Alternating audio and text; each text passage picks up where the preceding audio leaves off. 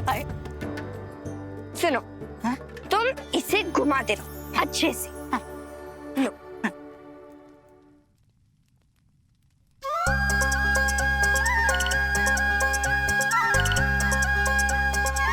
आप इन वनस्पतियों को तनिक और पकाइए जी। और इसमें ये भी डाल दीजिए। हाँ।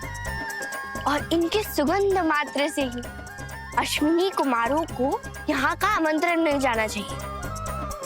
हर हर महादेव। काका, हाँ? आदित्य के मिष्ठान में आप तनिक दूध और डाल दीजिए, क्योंकि दोयल और श्वेत चीजें ही उनको आकर्षित करती है। जी। ये भी डाल दीजिए। नंदेश्वर, हाँ? तुम भी तो महादेव के भक्त हो। हाँ हूँ। यदि तुम्हें महादेव के इस भोग में कुछ कमी लग रही है तो तुम हमें बता दो। गंगा महादेव को भोग से अधिक प्रिय है भावना, और जिस वस्तु को गंगा छू ले वो तो पूर्ण हो जाती है। इसमें क्या कमी? तो एक कार्य करो, शेष काम भी हम करते हैं। गंगा, मेरा अर्थ ये नहीं था। सबके है निश्चित भाग भोग भी, 33 कोटि है देवता, है धन्य देवी देवता, धन्य गंगा की सहभागिता। नंदेश्वर, हाँ? ये तो बन गया। चलो अब इसे ढक देते हैं। हाँ।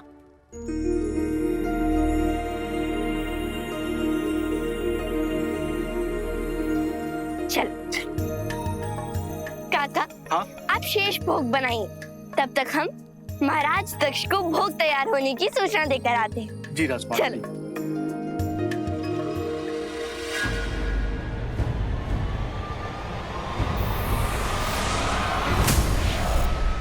गंगा, मैं समझ गया।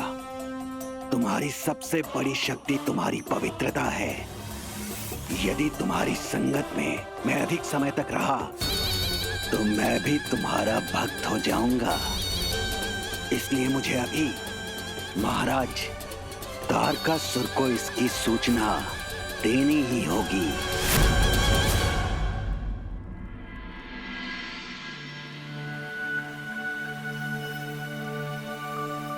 प्रणाम दीदी। रोहिणी, तुम यहाँ? हाँ दीदी, विवाह के पश्चात आप तो अपनी छोटी बहन को भूल ही गई, तो मुझे खुद ही आपसे मिलने आना पड़ा।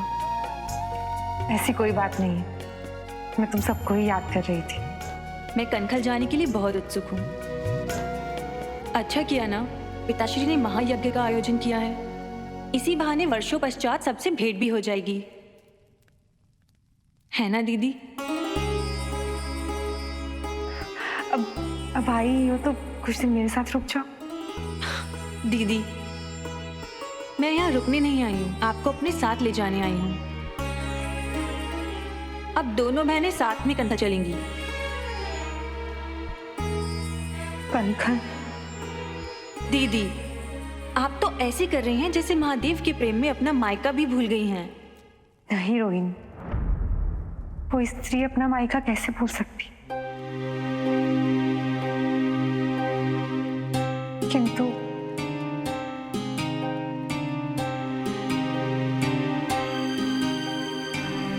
मैं अभी कनखल नहीं जा सकती। नहीं जा सकती से आपका क्या तात्पर्य है दीदी?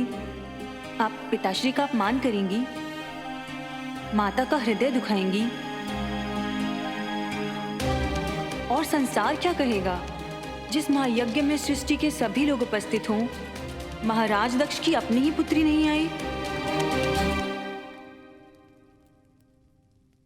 मैं तुम्हारी चिंता समझ सकती हूँ रोहिणी, किंतु मेरी विवशता है।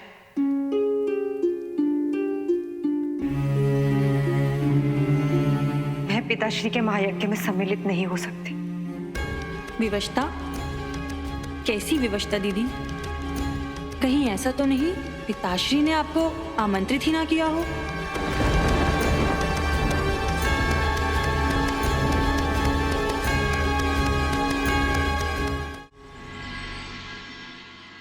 नंदेश्वर, देखना, हमने जो भोग और नैवेद्य बनाया है वो देखकर महाराज दक्ष इतने प्रसन्न हो जाएंगे, इतने प्रसन्न हो जाएंगे कि स्वयं महादेव को अपने यज्ञ में सम्मिलित होने के लिए निमंत्रण भेज देंगे।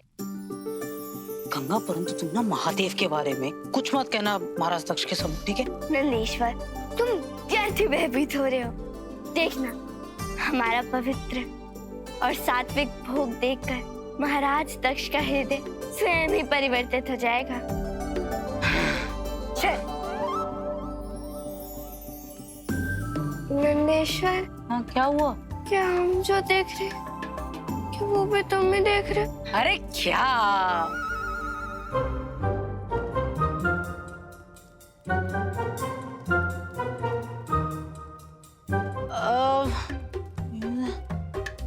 हाँ गंगा, जिस महाराज को हम रसोई घर में छोड़ आए थे वो आगे से कैसे आ रहे?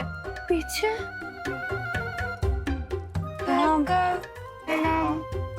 प्रणाम। काका, आप यहाँ क्या कर रहे हैं? क्या हमें अधिक देर हो गई राजकुमारी जी? देर नहीं काका, शीघ्रता। आप इतनी शीघ्र रसोई घर से यहाँ कैसे आए? रसोई घर? किंतु मैं तो अभी तक रसोई घर गया ही नहीं। वो तो आपने ही कहा था कि भोग आप बनाने वाली हैं, इसलिए मैं भगवान श्री सत्यनारायण की पूरी कथा सुनकर आ रहा हूँ। यदि ये काका रसोई घर में गए ही नहीं तो रसोई घर में कौन है?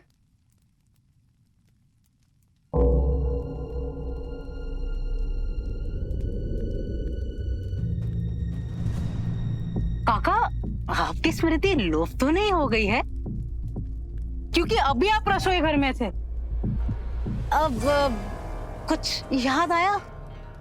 अरे कैसी बात कर रहे हैं नंदेश्वर जी? अगर आपको विश्वास ना हो तो आप द्वारपाल से पूछ लीजिए। मैंने महल में अभी प्रवेश किया है। नंदेश्वर, यदि काका जो कह रहे वो भी सत्य है, यदि हमने जो देखा वो भी सत्य है, इसका अर्थ हुआ कि काका ने जो कहा वो भी सत्य, हम दोनों ने जो देखा वो भी सत्य। इसका अर्थ एक ही है। बताऊं क्या? कि काका के विश्वास हो रहे रसोई घर में। तो शीघ्रता करो नंदेश्वर, इससे पहले वो असुर कोई अनर्थ करे, हमें से रोकना होगा। चलो चलो। काका के भेष में असुर? दीदी, आपकी आंखों में आंसू। अरे आप तो हम सभी बहनों में सबसे अधिक भाग्यशाली हैं। आपका विवाह महादेव के साथ जो हुआ है। आज तक इसी का दंड देते आ रहे हैं पिताश्री, और इसीलिए उन्होंने हमें अपने महायज्ञ में नहीं बुलाया। आप भी ना दीदी, क्या पिताश्री की बातें लेकर बैठी हैं? आप तो जानती ही हैं ना वो कितने हठी हैं। किंतु आपको एक बार कनखल में देखेंगे ना, उनका सारा क्रोध शांत हो जाएगा। इसीलिए कह रही हूँ, आप भी चलिए हमारे साथ। नहीं रोहिणी, ये केवल मेरी बात नहीं है, अपितु महादेव के मान सम्मान की भी बात है। पिताश्री ने उन्हें निमंत्रण नहीं दी, इसलिए मैं भी वहां नहीं जा सकती। दीदी, महादेव जमाता है और आप पुत्री हैं। पुत्री को अपने पिता के घर जाने के लिए निमंत्रण की आवश्यकता नहीं होती। मुझे ही देखिए, पिताश्री मुझे यज्ञ में बुलाते अथवा ना बुलाते, परंतु मैं फिर भी जाती, क्योंकि वो मेरा घर है और किसी भी परिस्थिति में किसी भी समय पुत्रियों को अपने घर जाने का पूरा अधिकार है। तुम्हारी बात और है रोहिणी, किंतु मैंने पिताश्री के विरुद्ध जाकर महादेव से संबंध जोड़ा, और हमें निमंत्रण ना देने का अर्थ है कि पिताश्री ने अब तक इस संबंध को स्वीकार नहीं किया, और जहां स्वीकृति नहीं वहां कोई संबंध नहीं होता। दीदी, यदि केवल निमंत्रण की ही बात है तो पिताश्री की ओर से मैं आपको निमंत्रित करती हूँ, और वहां केवल पिताश्री थोड़ी होंगे, माता भी होगी और हम सब बहनें भी होंगी। जानती हूँ रोहिणी, किंतु मुझे क्षमा कर देना। केवल मैं ही जानती हूँ कि ये निर्णय लेते हुए मुझे कितनी पीड़ा हो रही है, किंतु ये मेरा अंतिम निर्णय है।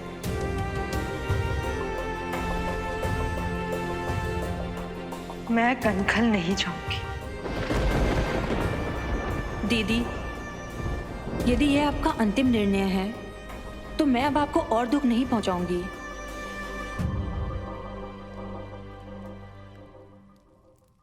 बचपन में पिताश्री तुम्हारे सम्मुख हमें कुछ नहीं समझते थे। तुम्हें नहीं पता, किंतु तुम्हारे कारण हमने बहुत दुख झेले हैं। कहना तो नहीं चाहिए, किंतु सत्य यही है कि तुम्हें दुखी देखकर मुझे आनंद ही आ रहा है। सती दीदी,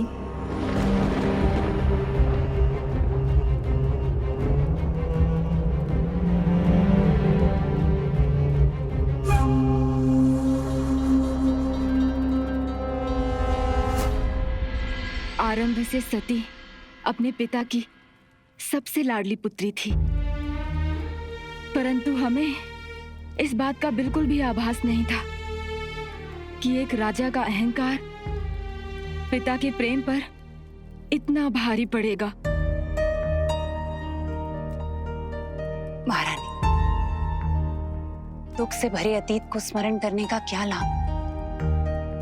उससे भविष्य तो नहीं बदल जाएगा ना? हाँ, परंतु इस अपराध बोध का क्या करूं? जब सती के बारे में सोचती हूँ, बस हमें एक ही बात का दुख होता है कि विवाह के समय हमने महादेव को स्वीकार क्यों नहीं किया। वो कौन सी बेड़ियां थी जिसके कारण हम अपनी पुत्री का साथ नहीं दे पाए। महारानी, यही तो हम स्त्रियों के जीवन की विडंबना है। हम स्वतंत्र होते हुए भी कभी पूर्णतः स्वतंत्र नहीं हो पाते। पति की इच्छा, परिवार का मूल्य, कुल की परंपरा, पीढ़ियों की रूढ़ियां, वह चाहे हमारे विरुद्ध ही क्यों ना हो, परंतु हमें न चाहते हुए भी उन्हें स्वीकार करना ही होता है। जब भी हम अपनी पुत्री सती को देखते हैं, हमें ऐसा लगता है कि वो हमें सारे बंधनों से स्वतंत्र करने आई हो, और यही गुण हमें आपकी पुत्री गंगा में दिखाई देता है।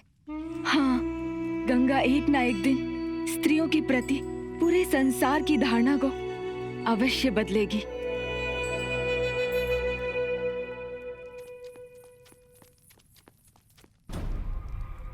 काका, यहाँ तो कोई नहीं है। ये तो होना ही था। भला एक ही काका एक ही समय पे दो स्थान पर कैसे हो सकते हैं? परंतु तुम पता कैसे लगाएंगे कि कौन से काका वास्तविक थे और कौन से आसुरी?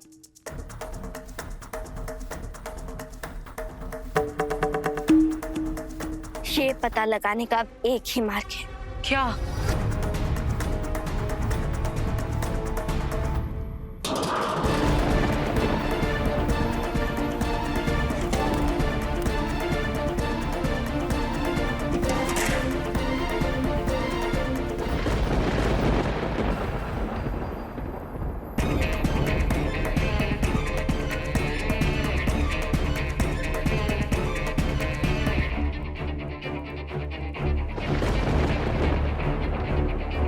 वो किले बनाए गए सारे भोग तो राख बन चुके हैं।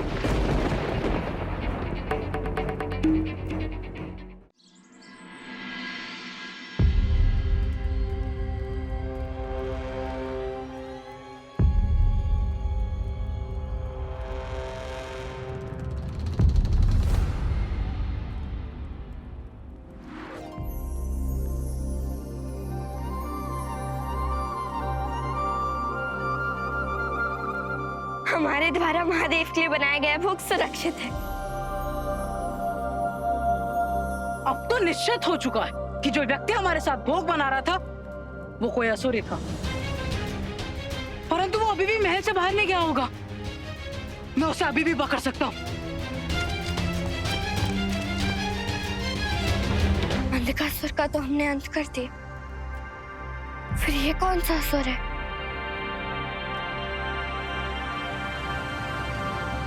असुर काका, आपने भोग तो बना लिया, परंतु जो आपके भाग में ग्रहण करना लिखा है, उससे ग्रहण किए बिना कहाँ भागे जा रहे हैं आप काका? असुर काका? कौन असुर? कहाँ है असुर? उत्तम, अति उत्तम अभिनय करते हैं आप, परंतु तुम्हारा ये अभिनय तुम्हें मुझसे नहीं बचा पाएगा। असुर!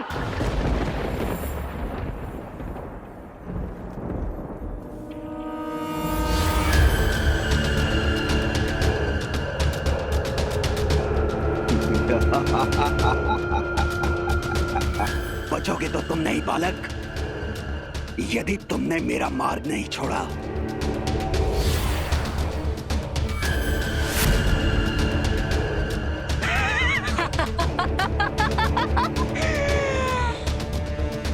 आ गए अपने वास्तविक स्वरूप में असुर।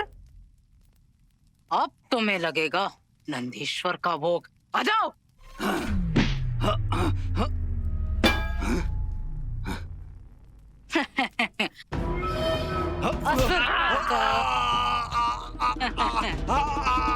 गंगा तो गंगा, उसका ये सहायक भी इतना शक्तिशाली है। हमसे वनस्पतियां कटवाई, अग्नि प्रज्वलित करवाई, देवताओं के लिए इतने परिश्रम से भोग बनाया था हमने, और इसे राख में बदल दिया। असुर! अब मन से नहीं, मुख से बोल। किसने भेजा है तुझे? छोड़ दो मुझे, मुझे मुक्त कर दो। तुझे मुक्ति नहीं, मृत्यु मिलेगी, इसलिए सत्य बोल। कौन है तू? किसने भेजा तुझे? असुरराज तारकासुर ने। तारकासुर?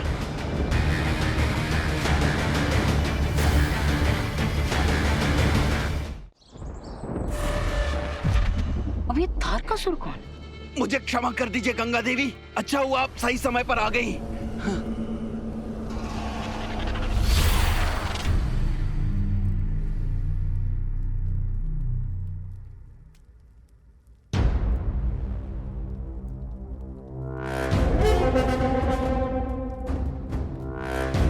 देवी गंगा का नाम लेके बच गया, अन्यथा नंदी की पकड़ से तो कोई नहीं छूटता। परंतु मुझे देवी गंगा को इस संकट के बारे में अतिशीघ्र बताना होगा।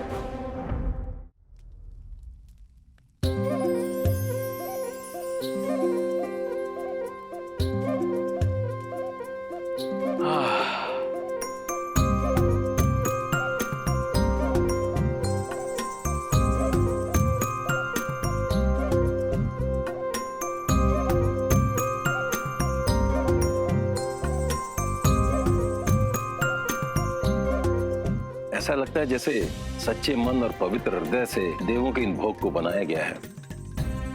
काका, देव को स्मरण करते रहिए, क्योंकि भगवान भोग से भी अधिक भाव को ग्रहण करते हैं। और वैसे भी भोजन में स्वाद तो केवल भक्ति और प्रेम से आता है।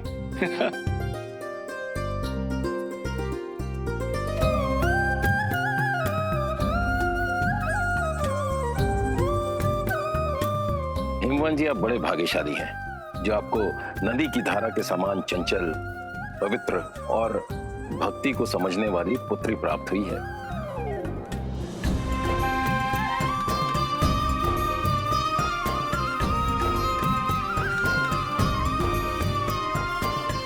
और काका, हम महाराज, पिताश्री, आप यहाँ? प्रणाम महाराज। प्रणाम पिताश्री, प्रणाम ऋषिवर। आप यहाँ कब आए? बस अभी अभी पुत्री, हम ये सुनिश्चित करने आए हैं कि आपके भोग में कोई त्रुटि न रह जाए। ये तो बहुत अच्छी बात है महाराज। और वैसे भी मनुष्य को अपनी कमियों के बारे में स्वयं ही ज्ञात नहीं होता है। आप देखिए, अच्छे से देखिए, और यदि आपको कोई कमी लगती है तो आप हमें बताइए, हम उसे ठीक करने का पूर्ण प्रयास करेंगे।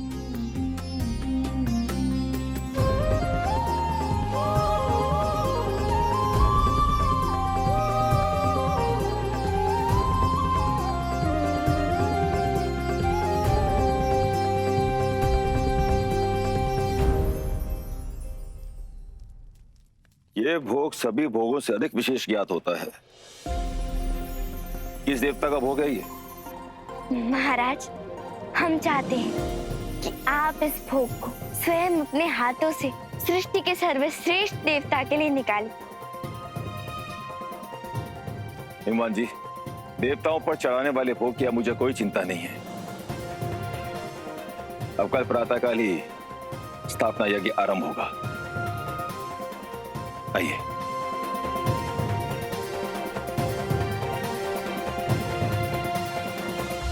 महाराज, ये और किसी का नहीं, अपितु देवों के देव महादेव का भोग है और इसे स्वयं अपने हाथों से निकालने का अर्थ ये है कि आपने महादेव को अपने यज्ञ में निमंत्रित कर दिया है।